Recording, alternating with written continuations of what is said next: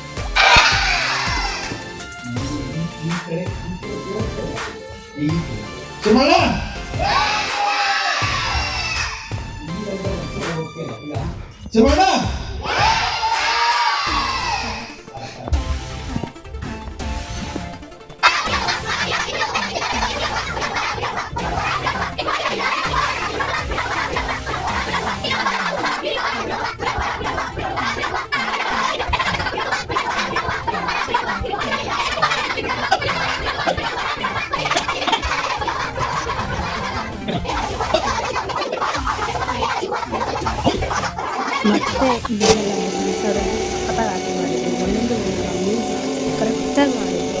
ಅಂದರೆ ಅಷ್ಟು ನೆಕ್ಸ್ಟ್ ಇವರು ಸ್ಟೇಜ್ನ ತುಂಬ ಸಖತ್ತಾಗಿ ಮಾಡಿದ್ರು.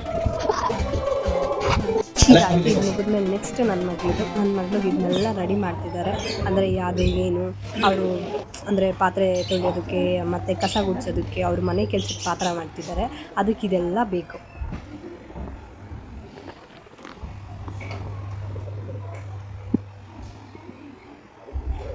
ಮನೆ ಕೆಲಸದ ಪಾತ್ರ ಮಾಡ್ತಿರೋದು.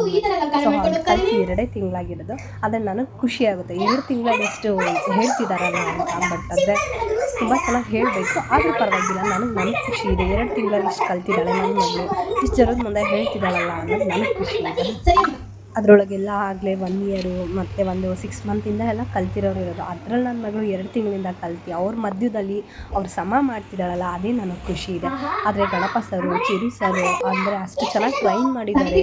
ಒಂದು ಬರಲ್ಲ ಅನ್ನೋ ಮಕ್ಕಳನ್ನು ಕೂಡ ಅಷ್ಟು ಚೆನ್ನಾಗಿ ಟ್ರೈನ್ ಮಾಡ್ತಾರೆ ಅನ್ನೋದಕ್ಕೆ ನನ್ನ ಮಗಳು ಸಾಕ್ಷಿ. ಅಷ್ಟು ಚೆನ್ನಾಗಿ ಹೇಳ್ಕೊಡ್ತಾರೆ, ಬರ ಗಂಟ ಬಿಡಲ್ಲ, ಅಂದರೆ ಹೊಡಿತಾರೆ ಅಂತಾರೆ. ಬಟ್ ಅವರು ಸ್ಟ್ರಿಕ್ಟಾಗಿಲ್ಲ ಅಂದರೆ ಮಕ್ಕಳು ಕಲಿಯೋಕ್ಕೆ ಸಾಧ್ಯನೇ ಇಲ್ಲ. ಗಣಪ ಸರ್ಗಂತೂ ಎಷ್ಟು ಥ್ಯಾಂಕ್ಸ್ ಹೇಳಿದ್ರು ಕಮ್ಮಿ. ಅಂದರೆ ಅವ್ರು ಜ್ಞಾಪಕ ಇಟ್ಕೊಂಡು ಅಷ್ಟು ಜನದ ಮುಂದೆ ಮಾಡೋದಿದೆಯಲ್ಲ, ಅದು ಗ್ರೇಟ್. ಆ ಥರ ನಮ್ಮ ಸರ್ ಮಾಡಿಸಿದ್ದಾರೆ. ಆ ಸರ್ಗೆ ತುಂಬ ತುಂಬ ಥ್ಯಾಂಕ್ಸ್. ನನ್ನ ಮಗಳೇ ಅಂತಲ್ಲ, ಎಷ್ಟೋ ಚಿಕ್ಕ ಚಿಕ್ಕ ಮಕ್ಳಿಗೂ ಕೂಡ ಹೇಳ್ಕೊಟ್ಟಿದ್ದಾರೆ. ಅಲ್ಲಿ ಎಷ್ಟು ಜನ ತಲೆ ತಿಂದ್ರು ಅದನ್ನು ಹಿಂಗಲ್ಲ ಹಿಂಗೆ ಹಿಂಗಲ್ಲ ಹಿಂಗೆ ಅಂತ ಅವ್ರಿಗೆಲ್ಲ ಹೇಳಿ ಸಮಾಧಾನ ಮಾಡಿ, ಮತ್ತೆ ಹೀಗೆ ಮಾಡಬೇಕು, ನೀನು ಇದು ಮಾಡ್ತಿರೋದು ತಪ್ಪು ಅಂತ ಹೇಳ್ಕೊಡ್ತಾರೆ. ಅದು ಸೂಪರು ಸರ್ ಹತ್ರ. ಆಮೇಲೆ ಎಂಥ ಇದ್ದಿದ್ರು ಅದನ್ನು ಹೇಳ್ಕೊಡ್ತಾರೆ ಅವರು. ಸ್ಟ್ರಿಕ್ಟ್ ಇರೋ ಜಾಗದಲ್ಲಿ ಸ್ಟ್ರಿಕ್ಟಾಗಿರ್ತಾರೆ, ಖುಷಿ ಇರೋ ಜಾಗದಲ್ಲಿ ಖುಷಿಯಾಗಿರ್ತಾರೆ, ಪ್ರೀತಿ ಮಾಡೋ ಜಾಗದಲ್ಲಿ ತುಂಬ ಪ್ರೀತಿ ಮಾಡ್ತಾರೆ. ಒಂಥರ ಸೂಪರ್ ನಮ್ಮ ಗಣಪ ಸರ್. ನನ್ನ ಮಗಳು ಡ್ಯಾನ್ಸು, ರೀಲ್ಸು, ಮಾಡೆಲಿಂಗು ಈ ಥರ ಮಾಡ್ಕೊಂಡಿದ್ದು. ಬಟ್ ಆ್ಯಕ್ಟಿಂಗ್ ಅಂದರೆ ಏನು ಅಂತ ಗೊತ್ತಿರಲಿಲ್ಲ. ಆ್ಯಕ್ಟಿಂಗ್ ಅಂದರೆ ನೀನು ಏನು ಕಲಿಬೇಕು ಅನ್ನೋದನ್ನ 2 ತಿಂಗಳಲ್ಲಿ ಹೇಳ್ಕೊಟ್ಟಿದ್ದಾರೆ. ಆದರೆ ಇನ್ನೂ ಜಾಸ್ತಿ ಕಲಿಬೇಕು.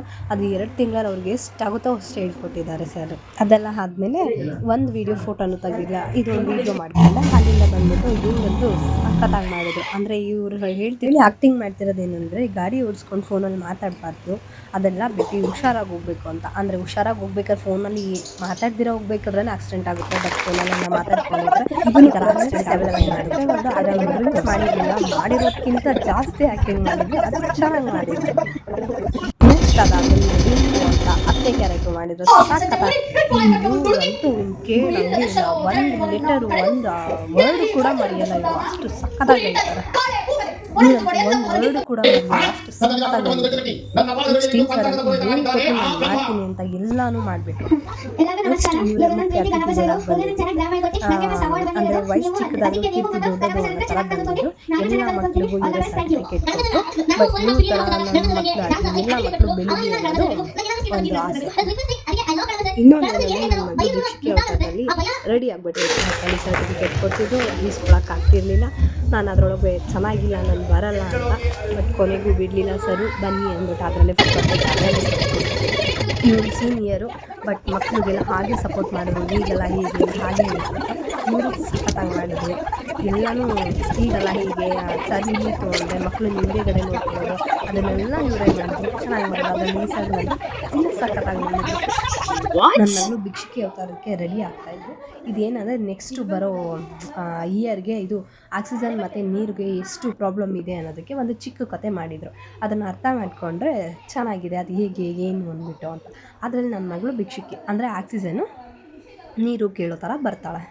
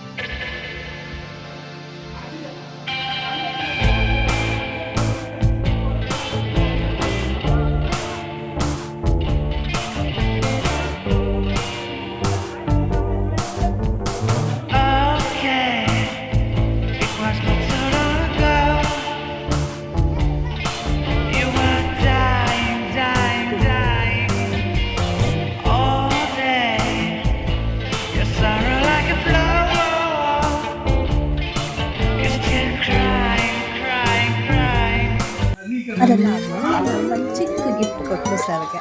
ಅದೆಲ್ಲ ಮುಗಿಸ್ಕೊಂಡು ಸೀರೆ ಜೊತೆ ಫೋಟೋ ತೆಗ್ದಿರಲಿಲ್ಲ. ಸೀರೆ ಜೊತೆ ಮತ್ತು ಇವ್ರ ಜೊತೆ ಫೋಟೋ ತೆಗೆಸ್ಕೊಂಡು ಮತ್ತೆ ಹಾಗೆ ಎಲ್ಲ ರೆಡಿಯಾಗಿ ಮತ್ತೆ ಹೊರಗಡೆ ಬಂದ್ವಿ ಊಟಕ್ಕೆ ಅಂತ. ಆಮೇಲೆ ಇವರಿಬ್ಬರು ಅಂತೂ ಎಷ್ಟು ಜನ ಬಂದು ಫೋಟೋ ತೆಗೆಸ್ಕೊಂಡ್ರು. ಪಾಪ ಅವ್ರಿಗೆ ಹಿಂಸೆ ಆಗಲಿ ಇನ್ನೊಂದಾಗಲಿ ನಾನು ನಿಂತ್ಕೊಳ್ಳಲ್ಲ ಅಂತ ಹೇಳಲಿಲ್ಲ. ಎಷ್ಟು ಜನಕ್ಕಾದ್ರೂ ಬನ್ನಿ ನಿಂತ್ಕೊಡಿ ಅಂತ ಫೋಟೋ ಕೊಟ್ಟರು. ಅಂದರೆ ಅಷ್ಟು ಚಿಕ್ಕ ವಯಸ್ಸಿಗೆ ಎಷ್ಟು ಬುದ್ಧಿ ಇದೆ ಅಂತ. ಅದೆಲ್ಲ ಆದಮೇಲೆ ಊಟಕ್ಕೆ ಬಂದ್ವಿ. ಊಟ ಎಲ್ಲ ಮುಗಿಸ್ಕೊಂಡಾದ್ಮೇಲೆ ಇವ್ರಿಗೂ ಬಿಟ್ಟು ಹೋಗೋಕ್ಕಾಗ್ತಿಲ್ಲ, ಇವ್ರಿಗೂ ಬಿಟ್ಟು ಬರೋಕ್ಕಾಗ್ತಿಲ್ಲ. ನೋಡಿ ಅವ್ರು ಯಾರೋ ಇವ್ರು ಯಾರೋ 2 ಮಂತಲ್ಲಿ ಎಷ್ಟು ಪ್ರೀತಿ ಇದಾಗಿರುತ್ತೆ ಅಂತ. ಎಷ್ಟು ಫೀಲ್ ಆಗ್ತಿದೆ ಅಂದರೆ ಇನ್ನೂ 3 ಮಂತ್ಸ್ ಕಾಯಬೇಕಲ್ಲ ನಾವು ಮತ್ತೆ ಸಿಗೋಕ್ಕೆ ಅನ್ನೋಷ್ಟು ಫೀಲ್ ಆಗ್ತಿದೆ. ಇಲ್ಲೂ ಹೊಟ್ಟೋಗ್ತಾ ಇದ್ದೀವಿ, ಕೈ ಹೋಗ್ತೀವಿ ಮತ್ತೆ ಸಿಗಲ್ಲ ಅನ್ನೋ ಅಷ್ಟು ಫೀಲ್ ಅವ್ರಿಗೆ. ಅಂದರೆ ಈ ಸರ್ ಅಂತೂ ಎಲ್ಲದಕ್ಕೂ ಸಪೋರ್ಟ್ ಮಾಡಿ ನಿಂತಿದ್ರು. ಸೂಪರ್ ಸರ್ ನೀವು. ಅಲ್ಲೇ ಊಟ ಮಾಡೋಷ್ಟಕ್ಕೆ 12:30 ಆಗಿತ್ತು. ಫೋಟೋ ಅಂತೂ ಒಂದಷ್ಟು ಫೋಟೋ ತೆಗ್ದಿದ್ದೀವಿ. ಇನ್ನೊಂದು ಫೋಟೋ ಅಂತ. ಬಟ್ ಅಲ್ಲಿ ಬಿಟ್ಟು ಬರೋಕ್ಕೆ ಮನಸ್ಸಾಗ್ತಿರ್ಲಿಲ್ಲ ಯಾರಿಗೂ. ಅವ್ರವ್ರ ಮನೆಗೆ ಹೋಗೋಕ್ಕೂ ಮನಸ್ಸಾಗ್ತಿರ್ಲಿಲ್ಲ. ಅಷ್ಟು ಚೆನ್ನಾಗಿತ್ತು. ಫಸ್ಟಿಂದ ಲಾಸ್ಟ್‌ವರೆಗೂ ಅಷ್ಟು ಸಖತ್ತಾಗಿತ್ತು. ಆಮೇಲೆ ಇದೆಲ್ಲ ಮಾಡಿದವ್ರಿಗೆಲ್ರಿಗೂ ಥ್ಯಾಂಕ್ಸ್. ಇವ್ರಂತೂ ಒಂದೊಂದೇ ಫೋಸ್ ಅಂತೂ ಫೋಟೋ ಕೊಟ್ಟಿದ್ದೆ. ಫೋಸ್‌ಗಂತೂ ನಿಲ್ತಾನೆ ಇದ್ರು. ನನಗೆ ಫೋಟೋ ತೆಗ್ದು ಸಾಕಾಗಿತ್ತು. ಇವರಂತೂ ಸಿಕ್ಕಾಪಟ್ಟೆ ಕ್ಲೋಸ್ ಆಗಿದ್ರು. ಇನ್ನು ಎಷ್ಟೊಂದು ಜನ ಇದ್ದರು. ಬಟ್ ಅವರೆಲ್ಲ ಟೈಮ್ ಆಗಿತ್ತು ಅಂತ ಹೊರಟ್ಬಿಟ್ಟಿದ್ರು. ನಾವು ಹಂಗೆ ಇದ್ವಲ್ಲ ಲಾಸ್ಟ್‌ವರೆಗೂ. ಸೊ ಹಾಗೆ ಫೋಟೋ ತಗೊಂಡು ಎಲ್ಲ ಬಂದ್ವಿ. ಒಂದು ಕಡೆ ಅವ್ರ ಖುಷಿಗಂತೂ ಕಮ್ಮಿನೇ ಇಲ್ಲ. ಇನ್ನೊಂದು ಕಡೆ ಸಿಕ್ಕಾಪಟ್ಟೆ ಬೇಜಾರು ಅವ್ರಿಗೆ. ಅಂದರೆ ನಾವು ಹೋಗ್ತಿದ್ದೀವಲ್ಲ, ಇನ್ನು 3 ಮಂತ್ಸ್ ಕಾಯಬೇಕಲ್ಲ ನಾವು. ಮತ್ತೆ ಯಾವಾಗ ಸಿಗಬೇಕು ಅಂತ ಎಲ್ರಿಗೂ ಇದೇ ಇತ್ತು. ಅಂದರೆ ಬರಬೇಕಾದ್ರೆ ಫುಲ್ ಖುಷಿಯಾಗಿ, ಫುಲ್ ಜೋಶಾಗಿ ಬಂದಿರೋ. ಹೋಗ್ಬೇಕಾದ್ರೆ ಅಯ್ಯೋ ಹೋಗ್ತಾ ಇದ್ದೀವಿ ಕ್ಲಾಸ್ ಮುಗಿಸ್ಕೊಂಡು ಅನ್ನೋ ಅಷ್ಟು ಬೇಜಾರಿತ್ತು. ಅಂದರೆ ಕ್ಲಾಸ್ ಇನ್ನೇಗಿರುತ್ತೆ ನೋಡಿ, ನೀವು ಬನ್ನಿ ಬೇಗ ಜಾಯ್ನ್ ಆಗಿ.